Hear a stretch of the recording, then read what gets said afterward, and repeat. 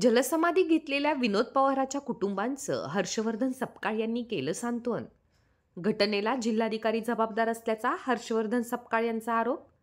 बुलढाणा जिल्ह्यातील जळगाव जामोद तालुक्यातील आडोळ गावच्या नागरिकांनी गावातील रस्त्यासाठी 15 ऑगस्ट रोजी जिगाव प्रकल्पस्थळी जलसमाधी आंदोलन केलं होतं. आंदोलनादरम्यान विनोद पवार नामक आंदोलकाने पूर्णा नदीच्या वाहत्या पाण्यात उडी घेऊन जलसमाधी घेतली. विनोद पवार यांच्या मृत्यूला कारणीभूत राजकीय नेते व जिल्हाधिकारी जबाबदार असून त्यांनी या परिवाराला तात्काळ भेट देऊन मदत करावी. अद्यापही या परिवाराला जिल्हाधिकाऱ्यांनी किंवा प्रशासनाने भेट दिली नसून त्यांना तात्काळ मदतीची गरज आहे.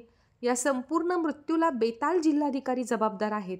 ते विनोद पवारांच्या मृत्यूच्या बाबतीत बेताल वक्तव्य करत आहेत.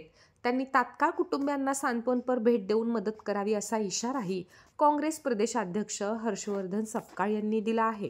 त्यांचा जो मृत्यू आहे हा मृत्यू संपूर्णतः या मृत्यूस प्रशासन जबाबदार आहे. या जिल्ह्याचा जिल्हाधिकारी जे आहेत ते या घटनेकरता जबाबदार आहे. त्यामुळे भारतीय दंड संहितेच्या अनुषंगाने त्यांच्यावर कारवाई झाली पाहिजे आणि या कुटुंबाला, या शहीद कुटुंबाला हा न्याय देण्याच्या अनुषंगानं शासनानं ताबडतोबीनं ही पावलं उचलली पाहिजे.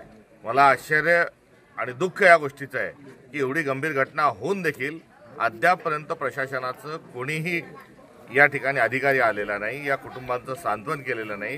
कुटुंबाला दिलासा देण्याच्या अनुषंगानं, या कुटुंबाचं व्यक्तिगत पुनर्वसनाच्या अनुषंगानं अजून काही कोणीही आलेलं नाही. त्यामुळे सरकार त्या अर्थी झोपलेलं आहे असं म्हटल्यास अतिशयोक्ती होणार नाही. आणि भरीसभर जिल्ह्याच्या जिल्हाधिकाऱ्यांनी या घटनेच्याबद्दल दुःख, खंत व्यक्त करत असताना या परिवाराची माफी मागण्याच्या ऐवजी ते वेडं-वाकडं आणि वांगळ जे बोलतात आहे त्याचाही धिक्कार या निमित्ताने या ठिकाणी करतो. आणि या पवार कुटुंबियांना आज सांत्वना देण्याकरता आणि विनोद पवार यांना श्रद्धांजली अर्पण करण्याकरता आज आम्ही समस्त